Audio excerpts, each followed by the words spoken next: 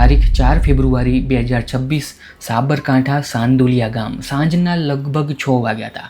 અચાનક જ કોકિલા મકવાણા ફટાફટ પ્રાંતિજના પોલીસ સ્ટેશનમાં પહોંચી જાય છે પરિવાર સાથે. ત્યાં જઈને ગભરાયેલી હાલતમાં કહેવાનું ચાલુ કરે છે કે એમના દિયર વિષ્ણુસિંહ 4 વાગ્યાના ઘરેથી નીકળ્યા છે પણ અત્યાર સુધી ઘરે પાછા આવ્યા નથી. તમે ગમે તે કરીને વિષ્ણુસિંહને શોધી આપો. પોલીસ આ વાત સાંભળતા જ ફટાફટ એમના ઘરની પૂછપરછ કરે છે કે વિષ્ણુસિંહ કેટલા વાગે નીકળ્યા હતા, ક્યાં જવા નીકળ્યા હતા, કઈ નીકળ્યા હતા, કે કશું કીધા વગર નીકળ્યા હતા. ત્યારે જ એમના ભાભી કોકિલા મકવાણા ડરતા ગભરાયેલી હાલતમાં આખી વાત સમજાવે છે. અહીંયા જ પ્રાંતિજ પોલીસ સ્ટેશનના ઓફિસરને કોકિલાબેન કંઈક નાટક કરતા હોય એવું દેખાય છે. પોલીસ તરત જ કોકિલા મકવાણાની કોલ ડિટેલ્સ ચેક કરવાનું ચાલુ કરે છે.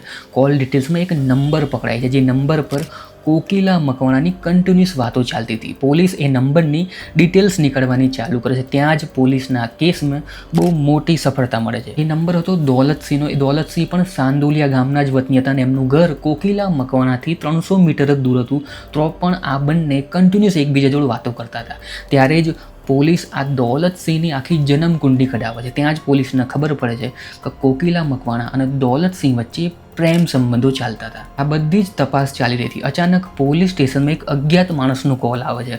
એ કોલ કરીને કહેતો હોય છે કાલીપુરથી લવારી રોડ વચ્ચે એક અજ્ઞાત માણસની લાશ મળી છે, તમે ફટાફટ અહીંયા આવી જાઓ. આ વાત સાંભળતા જ પોલીસ દોડતી થાય છે. પોલીસ જેવી જ ક્રાઇમ સીન પર પહોંચે છે અને લાશ જઈને જોવે છે તો લાશ વિષ્ણુસિંહની નીકળે છે. પોલીસ તરત જ એ લાશનો પોસ્ટમોર્ટમ કરાવવા માટે મોકલી દે છે. અહીંયા પોલીસનો જે શક હતો એ હવે એકદમ કન્ફર્મ થઈ ગયો હતો. પોલીસ તરત જ કોકિલા મકવાણાની બહુ કડક રીતે પૂછપરછ કરે. ત્યારે જ કોકિલા મકવાણા કબૂલ કરે છે કે એમણે જ એમના દિયરની હત્યા કરી છે. આ વાત સાંભળતા જ પોલીસ એને પૂછે કારણ શું હતું, કેમ તમે તમારા દિયરની જ હત્યા કરાવડાવી. ત્યારે જ કોકિલા મકવાણા કહે છે કે મારા પ્રેમ સંબંધોની વાત આ વિષ્ણુસિંહને ખબર પડી ગઈ હતી. આ રોજ મને આવીને સમજાવતો હતો પણ આ કોકિલા મકવાણા માનતી નથી અને એના પ્રેમ સંબંધો ચાલુ જ રાખે છે. અહીંયા વિષ્ણુસિંહ એમની ભાભી કોકિલા મકવાણાની બધી જ હરકતો નોટિસ કરતો હતો. એટલે જ એક દિવસ કોકિલા મકવાણા એમના પ્રેમી સાથે મળીને એક પ્લાન બનાવે છે. પહેલાં વિષ્ણુસિંહને છોકરી બતાવવાની લાલચ આપવામાં આવે છે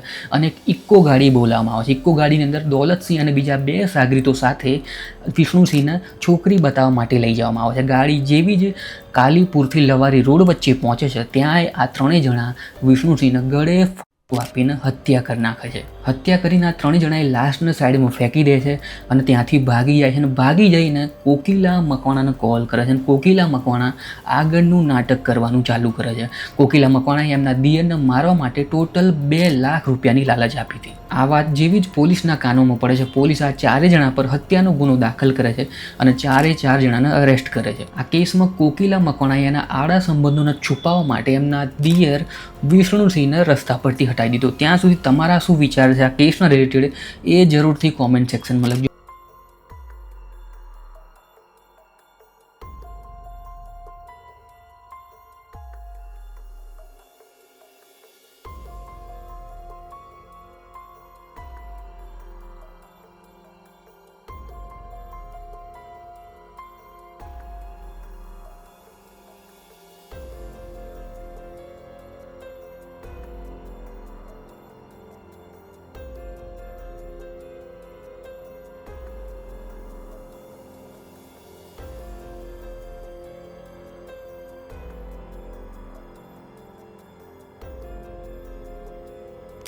આવો જ એક બીજો વિડીયો બનાવ્યો છે ભારતના સૌથી મોટા સિરિયલ કિલર પર. કેવી રીતે એક વિકલાંગ સિરિયલ કિલર બને છે અને વિકલાંગ છોકરીઓનો જ શિકાર બનાવે છે. કેવી રીતે આખી ભારતની પોલીસને ગોળ ગોળ ફેરવે છે અને પછી એક ભૂલના લીધે કેવી રીતે પકડાય છે. તમે આખો વિડીયો અહીંયા ક્લિક કરીને જોઈ શકો છો. ત્યાં સુધી હું મળીશ તમને આગળના વિડીયોની અંદર. Thanks for watching.